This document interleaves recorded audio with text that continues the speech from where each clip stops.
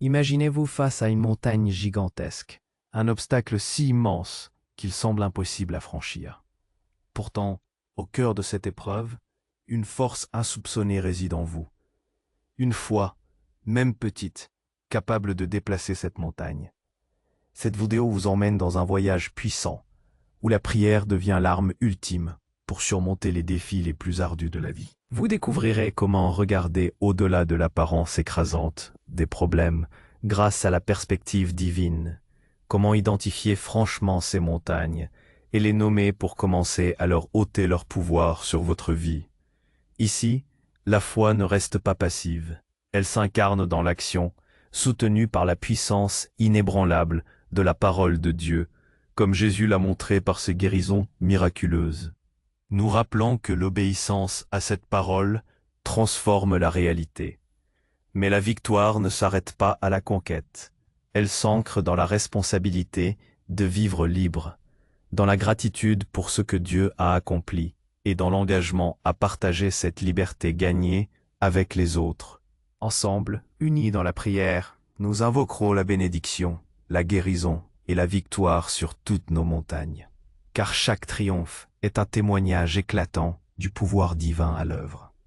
Restez jusqu'au bout, prêts à déployer cette prière puissante dès maintenant. Et n'oubliez pas de vous abonner pour nourrir votre foi au quotidien. Voici les 3 étapes pour déplacer toute montagne. 1. Reconnaître et nommer votre montagne. 2. Affermir votre foi en la parole de Dieu et agir. 3. Vivre la liberté conquise en gratitude et responsabilité. Ensemble, chaque montagne peut tomber. Si cette réflexion résonne en vous jusqu'à présent, n'hésitez pas à aimer la vidéo et à la partager avec quelqu'un qui pourrait en avoir grand besoin aujourd'hui. Votre soutien permet à cette chaîne de continuer à diffuser des messages d'espoir et de transformation. Nous avons déjà exploré ensemble les premières étapes cruciales pour faire face à ces montagnes qui se dressent devant nous. D'abord, la nécessité de reconnaître et de nommer ces obstacles avec une clarté désarmante, puis la puissance d'affermir notre foi en la parole inébranlable de Dieu. Une foi qui ne reste pas passive, mais qui s'incarne dans l'action.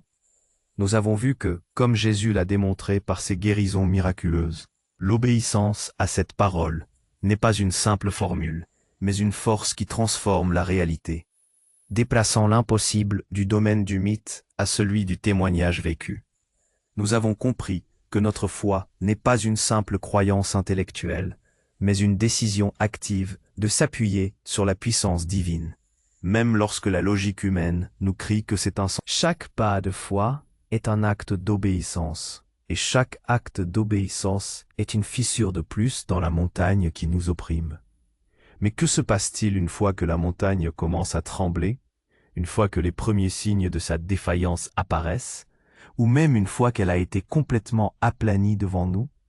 La victoire, mes amis, n'est jamais une fin en soi, une destination où l'on se contente de se reposer sur ses lauriers et de contempler le paysage nouvellement dégagé. Non. La véritable victoire est le point de départ d'une nouvelle façon de vivre, une existence ancrée dans la liberté conquise, la gratitude profonde et une responsabilité renouvelée. C'est le 3e et peut-être le plus profond des principes que nous allons explorer aujourd'hui. Vivre cette liberté, non pas comme une absence de problème ou une simple fin de l'épreuve, mais comme une présence de Dieu constante dans chaque fibre de notre être. Une nouvelle dimension de notre existence. Vivre la liberté conquise, au-delà de l'absence de chaînes. Imaginez un instant le poids que vous portiez, cette montagne que vous aviez identifiée, peut-être une dette écrasante qui vous empêchait de respirer financièrement, une maladie chronique qui épuisait votre énergie et vos espoirs, une relation toxique qui vous emprisonnait dans un cycle de douleur. Une dépendance insidieuse qui contrôlait vos choix. Un sentiment d'échec persistant qui pesait sur votre âme. Ou une anxiété paralysante qui muselait vos rêves et votre potentiel. Cette montagne, par la grâce de Dieu et la puissance de votre foi active, a bougé. Elle s'est effondrée. Qu'est-ce que cela signifie concrètement dans votre quotidien, au-delà du simple fait que le problème est résolu? Ce n'est pas seulement un soupir de soulagement, bien que ce soit souvent la première et la plus viscérale des réactions. C'est un changement profond dans votre être, une transformation qui affecte chaque aspect de votre vie. La liberté conquise n'est pas l'absence de vent, c'est le fait d'avoir appris à naviguer les voiles déployés, même lorsque le vent est fort. Ce n'est pas l'absence de tempête, c'est la certitude inébranlable que votre ancre tient bon et que le capitaine de votre âme est toujours à la barre. C'est retrouver un espace intérieur d'une immensité insoupçonnée, une légèreté d'esprit, une clarté de vision. Une joie simple que vous n'aviez peut-être jamais connue ou que vous aviez oubliée sous le poids de l'épreuve. La liberté, dans son sens le plus divin et le plus profond, est la capacité de respirer sans le poids constant de l'oppression, de penser sans le murmure incessant de la peur ou du doute, d'agir sans les chaînes invisibles du passé, des blessures non cicatrisées ou des attentes déraisonnables.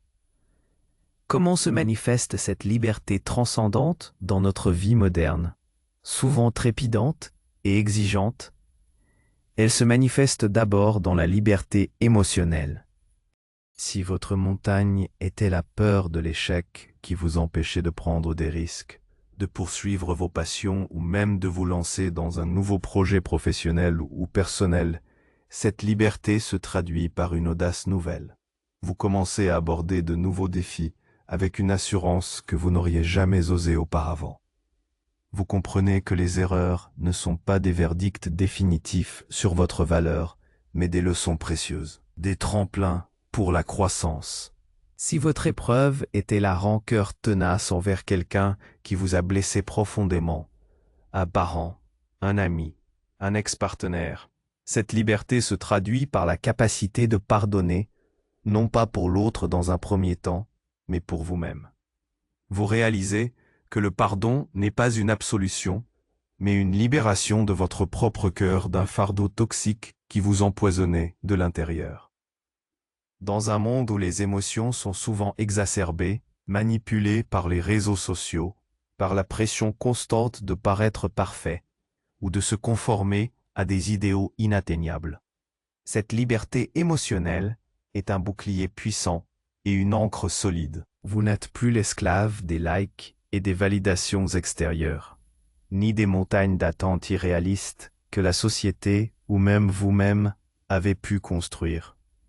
Vous êtes libre d'être authentique. Puis il y a la liberté mentale.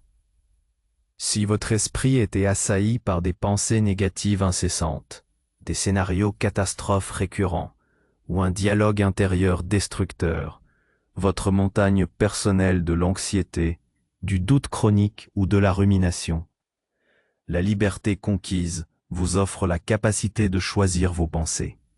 C'est le pouvoir divin de rediriger votre esprit consciemment vers la vérité de la parole de Dieu, vers la gratitude pour ses bienfaits et vers l'espoir indéfectible qu'il vous offre. Les vieilles habitudes de rumination, de pessimisme ou d'autocritique peuvent persister par moments, comme des fantômes du passé, mais la foi vivante vous donne les outils spirituels et mentaux pour les reconnaître, les remettre en question et les rejeter.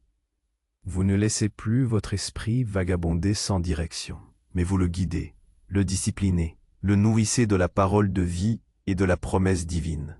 Dans une société où l'information est surabondante, souvent anxiogène, voire manipulatrice, apprendre à protéger et à diriger son esprit est une forme de liberté essentielle pour notre survie psychique et spirituelle. Vous cessez d'être un consommateur passif de l'anxiété collective et des récits de peur, et devenez un gardien conscient de votre paix intérieure, un architecte de votre propre paysage mental. Et bien sûr, la liberté spirituelle, qui est le cœur de toutes les autres.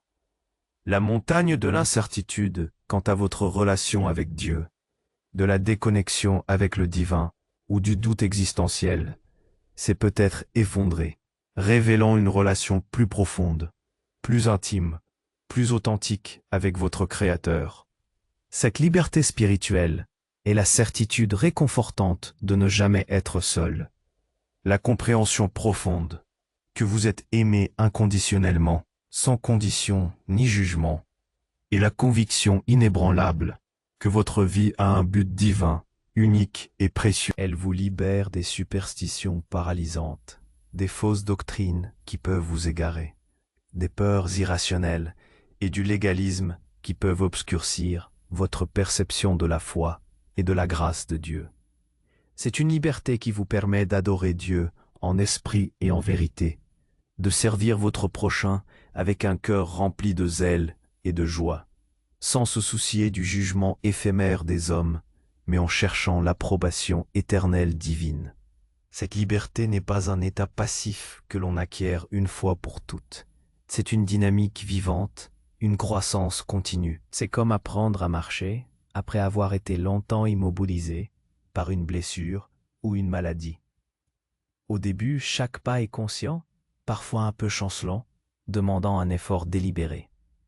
Puis, avec la pratique et la persévérance, la marche devient plus naturelle, plus fluide, presque une seconde nature.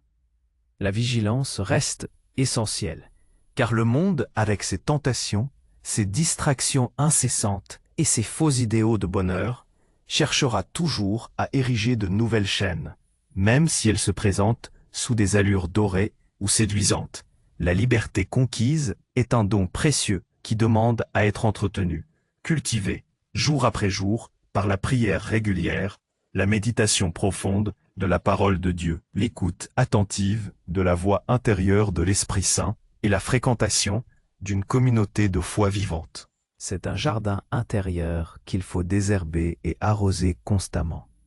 2. Ancrer la victoire dans la gratitude, le bouclier contre l'oubli et le droit divin. Mais pour que cette liberté soit non seulement durable, mais aussi épanouissante et profondément transformatrice, elle doit être solidement enracinée dans la gratitude. La gratitude, mes chers amis, n'est pas seulement une émotion agréable, un sentiment passager de bien-être. C'est une discipline spirituelle essentielle, un acte de reconnaissance délibéré qui transcende les circonstances extérieures et ancre notre âme dans la réalité inébranlable de la bonté divine.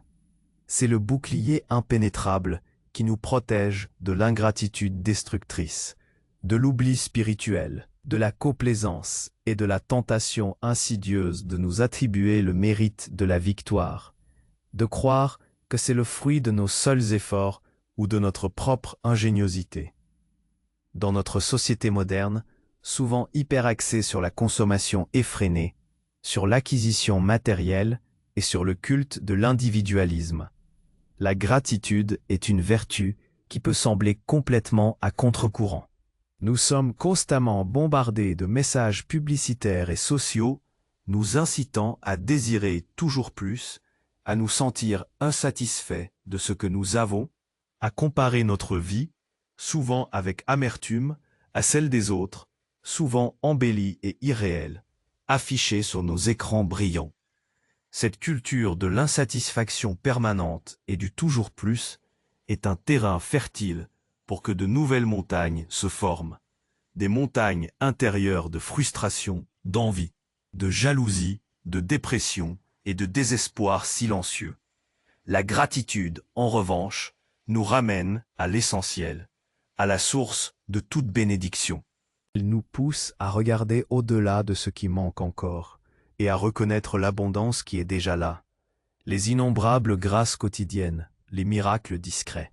Lorsque nous avons vu une montagne se déplacer par la foi et la puissance de Dieu, notre premier réflexe, notre réponse la plus appropriée, devrait être de nous prosterner dans un cœur humble et reconnaissant, non seulement pour le dénouement heureux, pour la résolution du problème, mais aussi pour le processus lui-même, pour les leçons profondes apprises au cours de l'épreuve, pour la force intérieure et le caractère développé, et surtout pour la proximité intime avec Dieu que cette épreuve a souvent créée ou renforcée. C'est dans la fournaise de l'affliction que l'on apprend souvent à le connaître le mieux. Comment alors cultiver cette gratitude profonde et constante au quotidien pour qu'elle devienne une seconde nature? La pratique consciente de la louange et de l'action de grâce. Faites-en une habitude délibérée de commencer et de terminer votre journée en remerciant spécifiquement Dieu. Ne vous limitez pas aux grandes victoires spectaculaires, mais étendez votre gratitude au simple fait de respirer, pour le soleil qui se lève chaque matin, pour une tasse de café chaud partagée, pour le sourire d'un enfant, pour la santé de vos proches, pour un abri, pour la nourriture sur votre table. Ces petits actes quotidiens de gratitude, exprimés avec sincérité, bâtissent un barrage puissant contre la marée montante de la négativité et de l'ingratitude qui tente de nous submerger. Le journal de gratitude ou journal des bénédictions. Consacrez quelques minutes chaque soir à écrire dans un carnet dédié 3 à 5 choses spécifiques pour lesquelles vous êtes reconnaissant ce jour-là. Cette pratique simple mais incroyablement efficace a été prouvée pour reprogrammer littéralement votre cerveau, l'entraînant à rechercher le positif, à identifier les bénédictions et à reconnaître la main aimante de Dieu dans les détails, même les plus anodins de votre vie. C'est un exercice qui transforme votre perspective. Le témoignage vivant, partagez votre histoire. Racontez comment la montagne s'est déplacée, comment Dieu a agi dans votre vie. Non pas pour vous glorifier, pour attirer l'attention sur vous, mais pour glorifier Dieu, pour le magnifier, et pour inspirer les autres qui sont peut-être encore dans la lutte. Chaque fois que vous partagez votre témoignage avec humilité et sincérité, vous ancrez davantage la gratitude dans votre propre cœur et vous rappelez le pouvoir infini et la fidélité de Dieu. C'est un acte puissant de foi et d'évangélisation. La reconnaissance dans l'adversité, c'est le niveau supérieur de la gratitude, la marque d'une foi mature et résiliente. Remerciez même lorsque tout ne va pas bien, non pas pour le mal lui-même ou la souffrance, mais pour la force intérieure que vous avez trouvée en Dieu, pour la foi qui vous soutient au milieu de la tourmente, pour la certitude inébranlable que Dieu est avec vous dans la vallée, même si vous ne voyez pas encore la sortie. C'est le secret de la paix profonde au milieu de la tempête, une paix qui dépasse toute compréhension humaine. La gratitude est le terreau fertile sur lequel la liberté peut s'épanouir sans jamais se dessécher ni flétrir. Elle maintient notre perspective alignée sur l'Éternel, nous rappelant constamment que toutes les bonnes et parfaites choses viennent d'en haut, du Père des Lumières. Elle nous empêche de prendre Dieu pour acquis, de tomber dans l'oubli de ses innombrables bienfaits.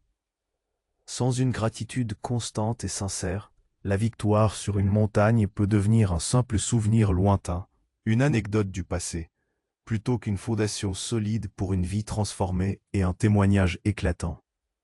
L'absence de gratitude est une porte ouverte à l'orgueil spirituel, à l'amertume silencieuse et à l'insatisfaction chronique.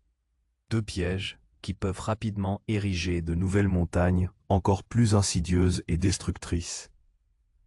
3. La responsabilité de vivre libre portait le flambeau de l'espérance. Enfin, la victoire sur la montagne, aussi personnelle soit-elle, nous investit d'une responsabilité sacrée. Ce n'est pas seulement une liberté acquise pour soi-même, c'est une liberté à vivre pleinement et à partager généreusement. C'est le poids léger, mais profondément significatif, de savoir que vous avez reçu une grâce imméritée, un don divin, et que cette grâce a une finalité qui va bien au-delà de votre bien-être personnel ou de votre confort. Elle a une vocation céleste, un impact éternel. Qu'implique concrètement cette responsabilité dans notre quotidien moderne, dans nos interactions sociales, familiales et professionnelles? Premièrement, la responsabilité de maintenir et de protéger cette liberté. Une fois que la montagne a bougé et que le chemin est dégagé, le danger n'est pas toujours que la même montagne revienne exactement sous la même forme. Le danger est de laisser de nouvelles herbes folles, de nouvelles mauvaises herbes spirituelles poussées sur l'emplacement de l'ancienne montagne, de nouvelles attitudes négatives, de nouvelles dépendances subtiles, de nouvelles peurs qui peuvent s'insinuer. La liberté spirituelle n'est pas un acquis permanent qui ne demande plus aucun effort ou aucune vigilance. Elle demande une vigilance constante, une maintenance spirituelle quotidienne et une attention particulière à son jardin intérieur. Cela signifie continuer à prier sans cesse, à étudier assidûment la parole de Dieu, à se connecter régulièrement à une communauté de foi saine et encourageante, à veiller sur son cœur et ses pensées, à se repentir rapidement lorsque nous trébuchons. C'est comme une maison fraîchement rénovée et assainie. Il faut continuer à l'entretenir avec soin pour qu'elle ne se dégrade pas et ne redevienne pas un foyer pour l'obscurité. Dans un monde de distractions constantes, de tentations omniprésentes et de pressions incessantes, cette vigilance est une forme de résistance active et de témoignage vivant. Deuxièmement, la responsabilité de partager votre témoignage, votre histoire de victoire, votre récit de la façon dont Dieu a agi dans votre vie, n'est pas seulement pour vous.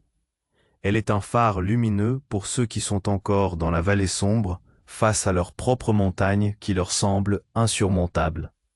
Votre capacité humble et sincère à dire « J'ai été là, j'ai connu cette épreuve, et voici comment Dieu m'a aidé à la traverser et à la surmonter » est une source d'espoir inestimable, une bouée de sauvetage pour une âme en détresse. C'est un acte de service et d'amour que d'ouvrir votre cœur, de partager votre vulnérabilité, puis votre triomphe avec d'autres. Dans une société où beaucoup se sentent isolés, honteux et seuls face à leurs problèmes, votre témoignage peut briser ce sentiment d'isolement et montrer qu'il existe un chemin, qu'il y a de l'espoir et un Dieu qui prend soin. Cela ne signifie pas que vous devez devenir un orateur public ou un prédicateur de renom, mais simplement être prêt à partager avec un ami, un membre de la famille, un collègue, un voisin, ou même, comme nous le faisons ici, à travers des plateformes numériques. Votre histoire peut allumer une étincelle de foi dans le cœur de quelqu'un d'autre. Troisièmement, la responsabilité de servir et d'influencer positivement votre environnement.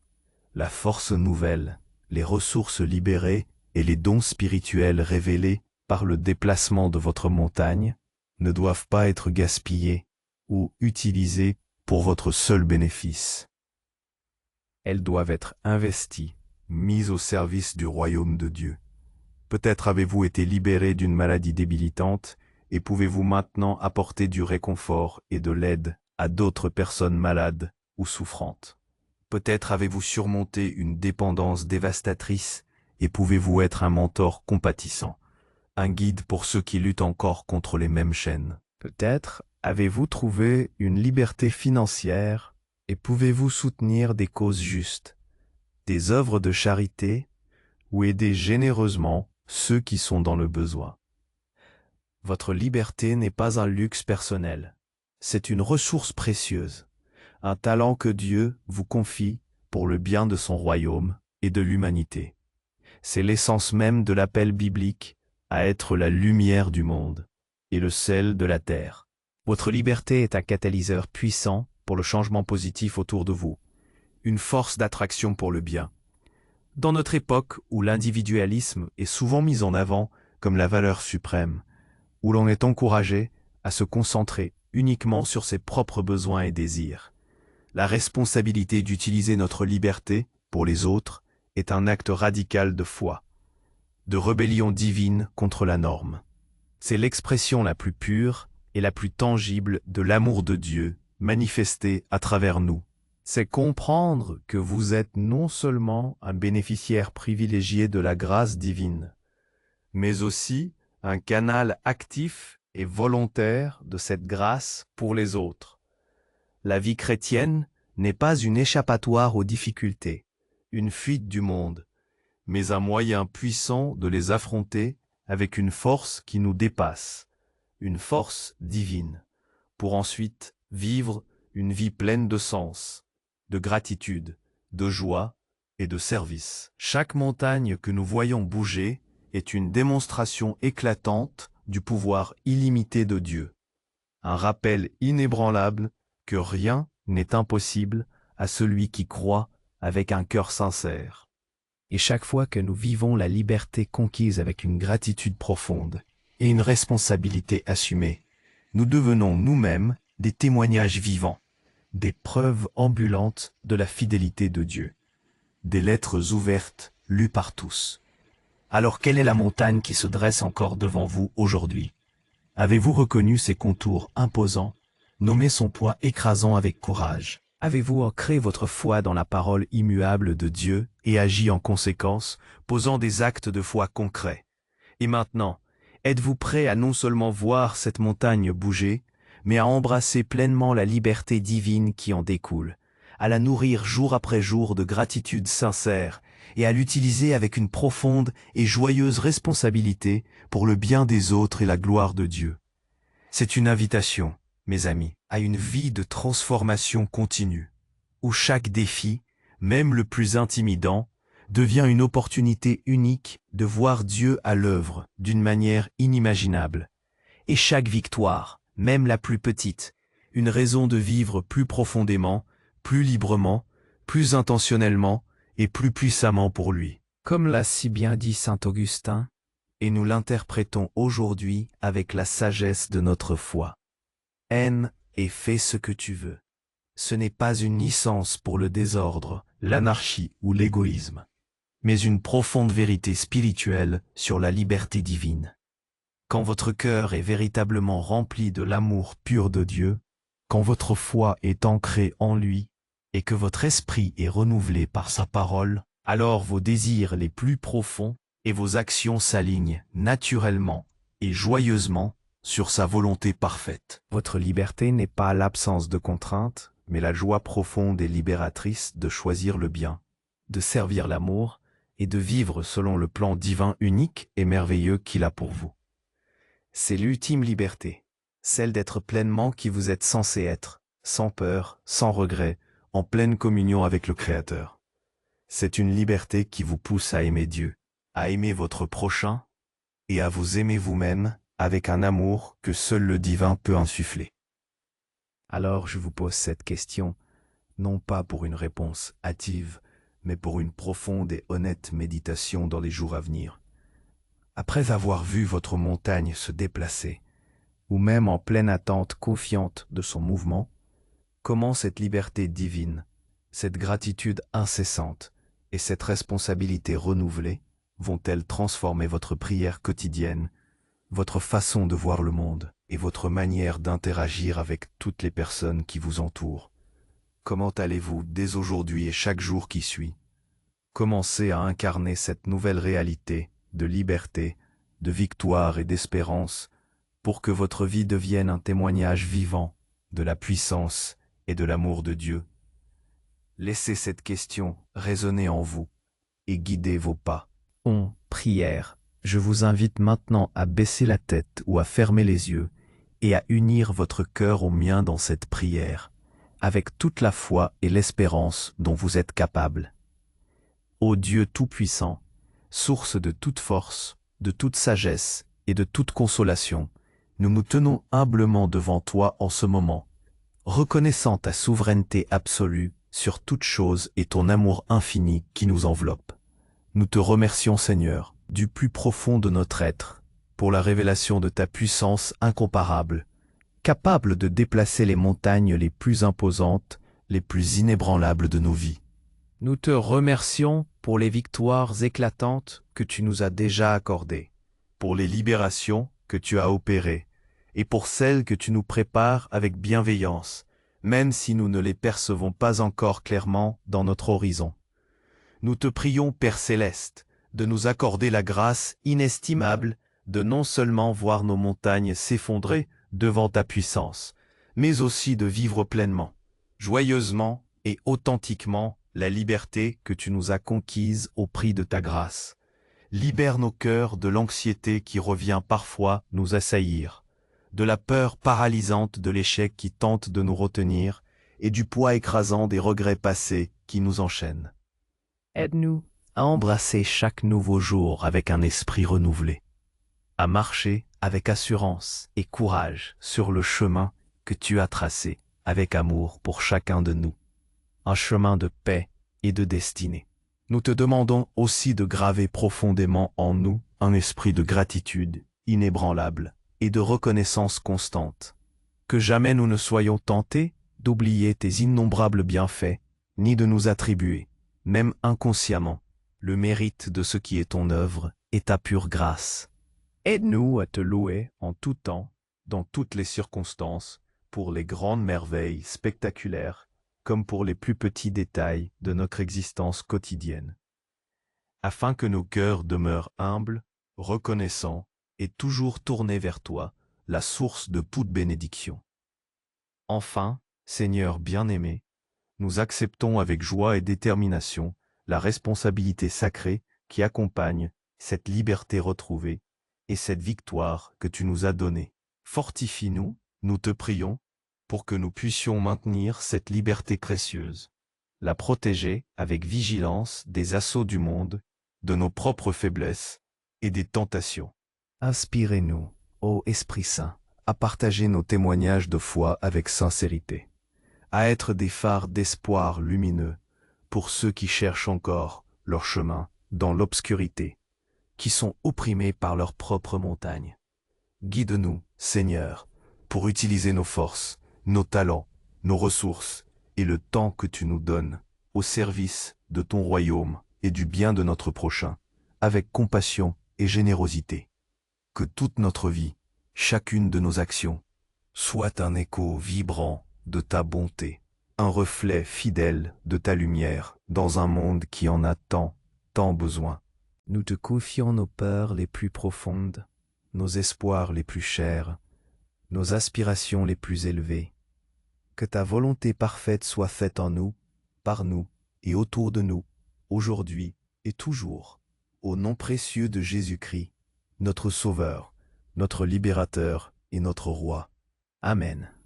Lecture du psaume, psaume 18, versets 2, 3 et 29. L'Éternel est mon rocher, ma forteresse et mon libérateur. Mon Dieu, mon rocher, où je trouve un abri. Mon bouclier et la corne de mon salut, ma haute retraite. Je m'écrie, loué soit l'Éternel. Et je suis délivré de mes ennemis. Avec toi, je me précipite sur une troupe ennemie. Avec mon Dieu, je franchis une muraille. Amen. Si cette prière et cette réflexion ont touché votre cœur aujourd'hui, s'il vous plaît, prenez un instant pour aimer cette vidéo et laissez un commentaire ci-dessous. Partagez avec nous la montagne que vous êtes en train de surmonter, ou comment Dieu vous a déjà libéré. Vos mots peuvent être une source d'encouragement puissante pour quelqu'un d'autre, et une inspiration pour notre communauté de foi. Et n'oubliez pas de vous abonner à la chaîne pour plus de messages d'inspiration et de prières quotidiennes qui nourriront votre âme. Que la paix profonde de Dieu soit avec vous et qu'elle vous guide dans chaque étape de votre marche.